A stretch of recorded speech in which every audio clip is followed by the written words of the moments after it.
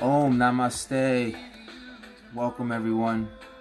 It's been a while since I've been live, and I missed all you guys. I missed all the regulars.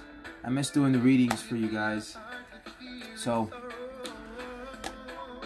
I know with all this stuff going on in the world with the virus, I've been doing a lot of inner work. I'm sure a lot of you have been doing inner work, staying at home, really reflecting on life and where life is taking you, where life is gonna take you. I feel like this is a very powerful time for us to really grow, to really prosper, to really enjoy what is in front of us instead of complaining about what we wish we had.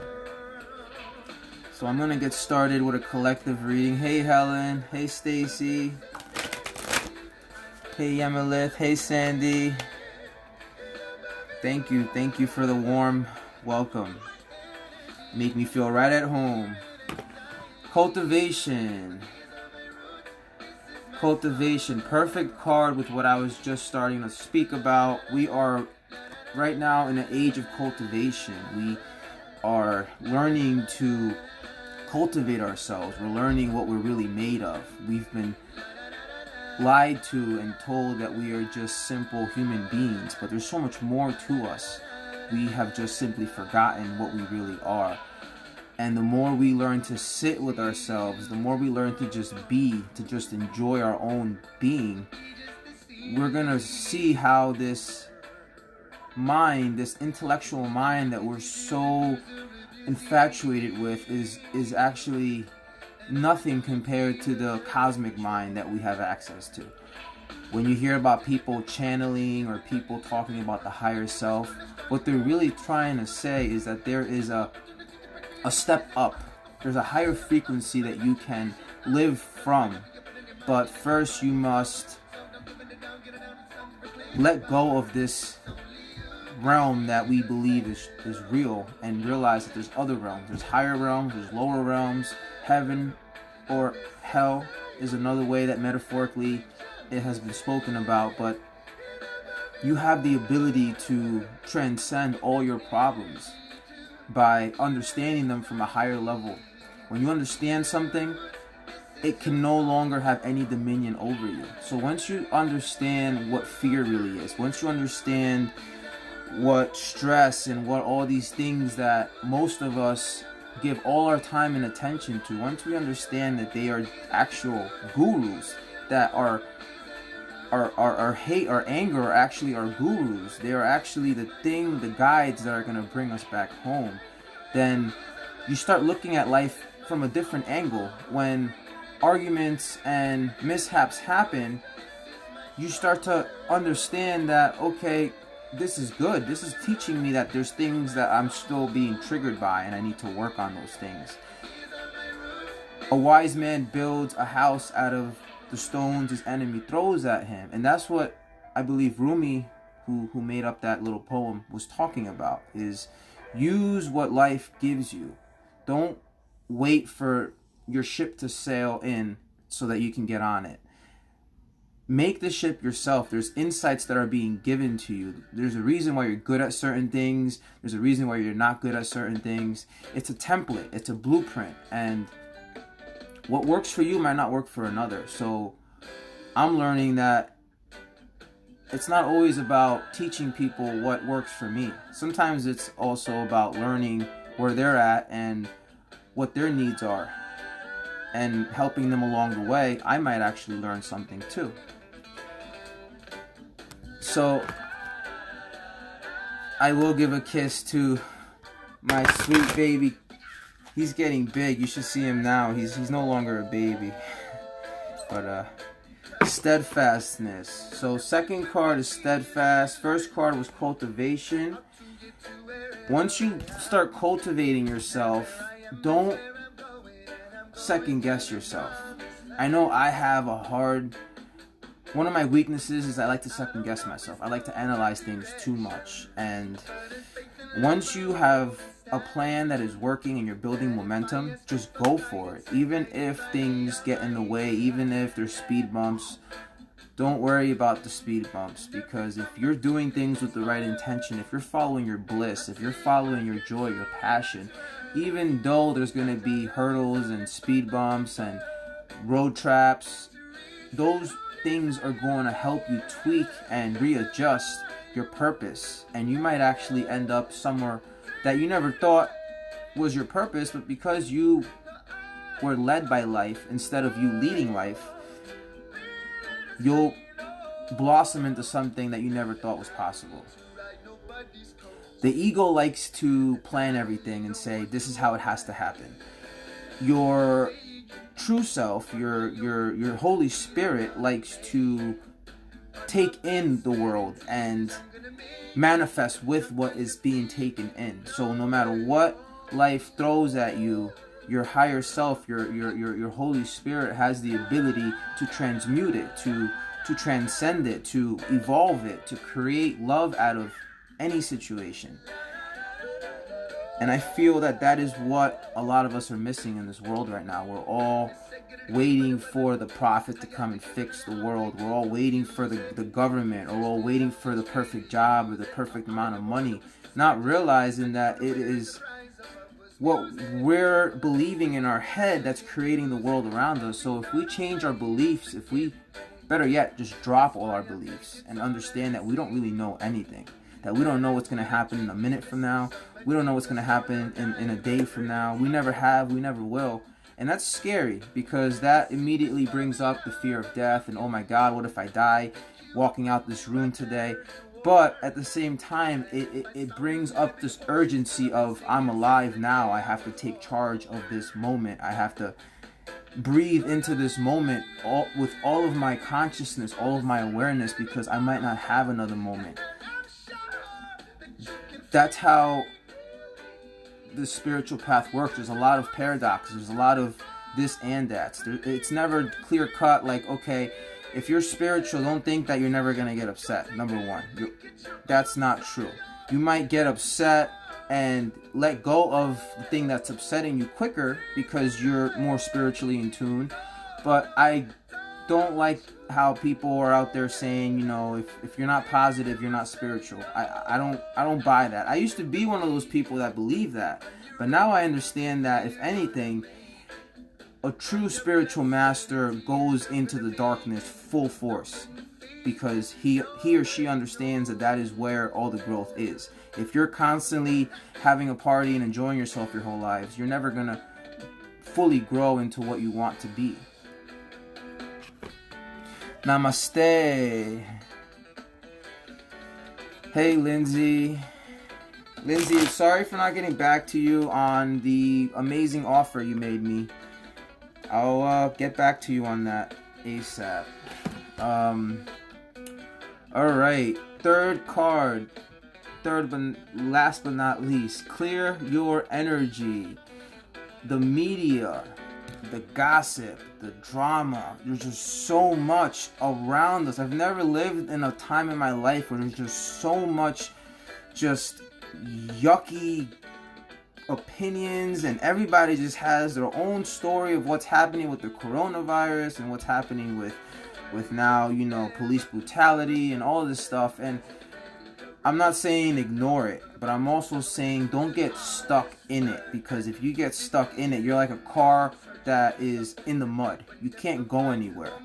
You have a car that is supposed to get you places, but now you're stuck. Just like if you give your time, your energy to something negative and feel like it's not supposed to be there and why is it happening to me, you're putting yourself in a victim role. And victims only get more experiences where they feel like more of a victim. And that is not a good place to be. You have no assets as a victim. You have assets as a champion, which we all are champions. We were all created in the image of Source, of God, of our highest self. We have the highest potential and the lowest potential all at the same time. So we can climb the ladder, Jacob's ladder, if we want to. It's up to us. It's up to how important we feel that the climb back to ourselves, back home, truly is. To me, it's one of the most important things in my life. I love my family, I love my friends and my work, but to me, I feel like realization of self is kind of like learning what a 4K TV looks like after you've been watching TV on one of those old big junky TVs. It's a completely different look to what you're seeing, but yet it's the same thing. So when we awaken, we are still living the same life we've always been living, but from within, we're seeing it from a different resolution. We're seeing it with different filters. You might go to work and still do the same stuff you used to before you were awakened, but when you become awakened, then you really start to see how much of a blessing everything is, and how even when things don't work your way, they're actually working your way at a larger scale. Sometimes things block us from something we thought we needed, and then because we got blocked from that, we do something else, and then we find something way more fulfilling than the thing we thought that we needed to do. So it's all about learning to be with the moment and not think we need to create every moment. And the best way to do that is to clear your energy. You have to let go of all these stories. We don't know where this virus came from. We don't know a lot of the stuff that they're putting on the news, if it's really, really true. It could just be somebody's perspective.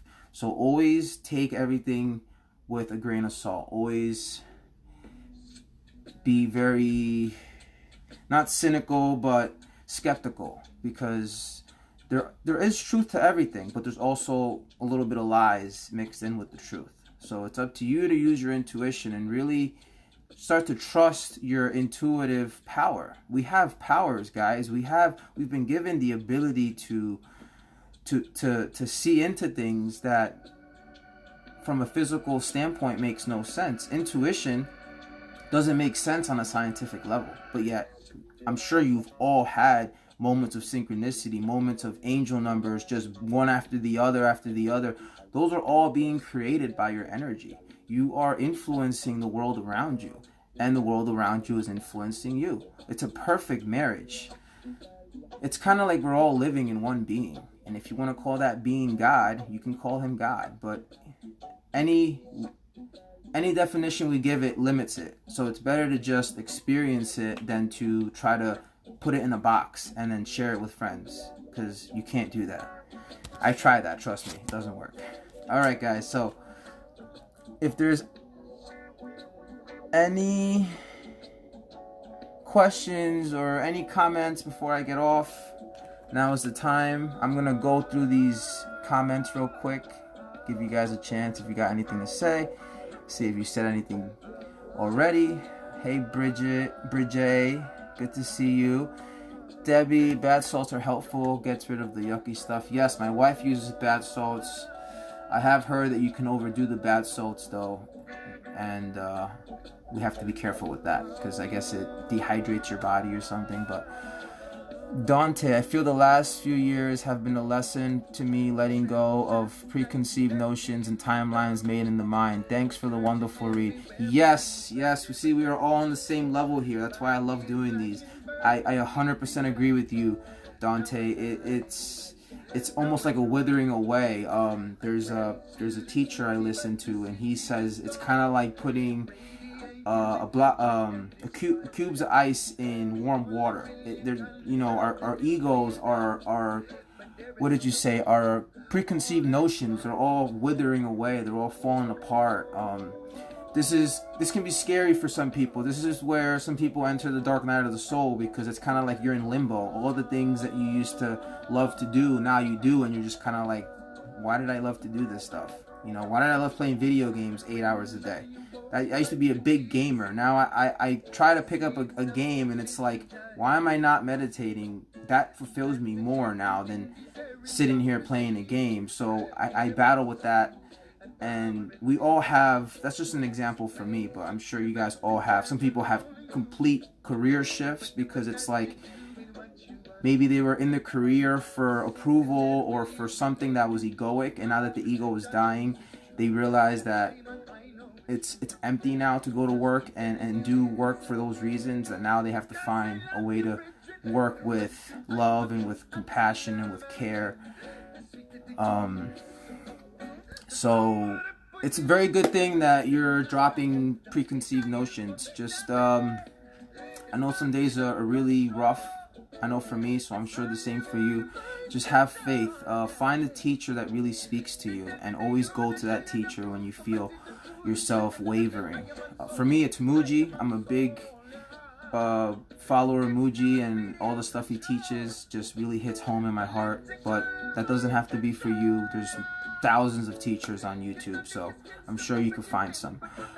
Debbie says, I use Epsom salt usually once a week. No bath salt with chemicals added. Yes, see, we didn't know the once a week part. We were doing it more than once a week, and we were getting cramps, or my wife was getting cramps. I never did it. I've been grounding and clearing chakras twice a day, smudging with sage, Palo Santo. I love sage. I love Palo Santo. Palo Santo has such a nice smell to it. I could have it lit all freaking day.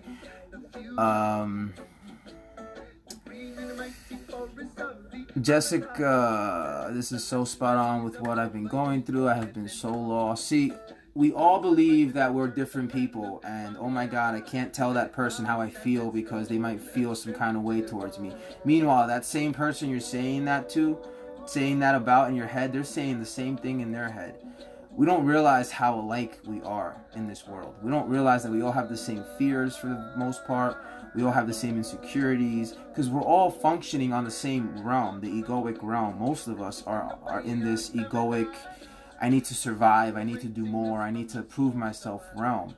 And then very few people are able to still themselves enough to break out of that realm and enter the realm of the masters, which is Jesus, the Buddha, the awakened ones, where you see that life is not such a drag, that it's actually beautiful, that every second is perfectly calibrated just for you. And the more you live with that realization, the more you see God in everything. The more you will start to see literally God's face as the world itself. And it's a beautiful place to be. But of course, also be very careful, because the devil or the deceiver or the ego or the snake is gonna try to deceive you. It's gonna see, okay, how rooted are you in what you're learning? Are you just reading it and spewing it out, or are you actually contemplating it, ingesting it, marinating in it, giving it the nurturing it, cultivating it? There's a big difference. Maybe not on the outside, but on the inside, the person will feel very different. Someone that's cultivating their inner self, their inner guru, will feel at peace. Most of the time, they'll feel like life is just such a joy. They still have their moments, but it's not. It's like it flips from a couple good moments to 80% of the day is worry and stress, to 20% is worry and stress, and 80% of the day is just blissful and life is good.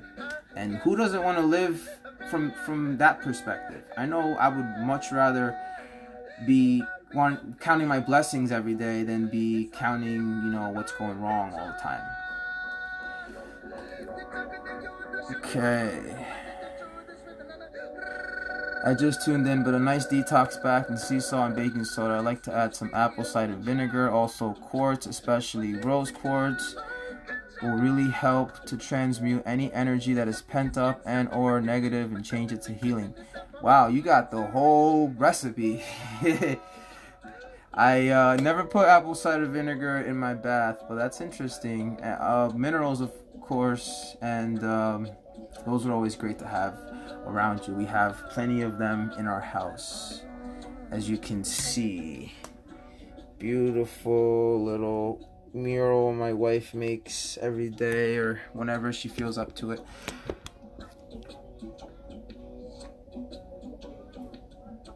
Damn, Nicole, you really know your stuff. Yes, vibration and water go hand in hand. You can change the vibration of water by the energy you put it through. So if you can change the energy of the bath water you're in, I'm sure that would have some positive effects. So I agree with you on that. Alright, well, I feel like that was more than enough of me yapping.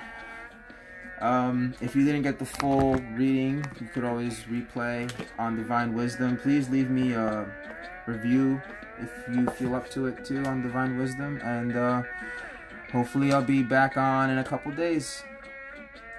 Namaste, everyone, and peace.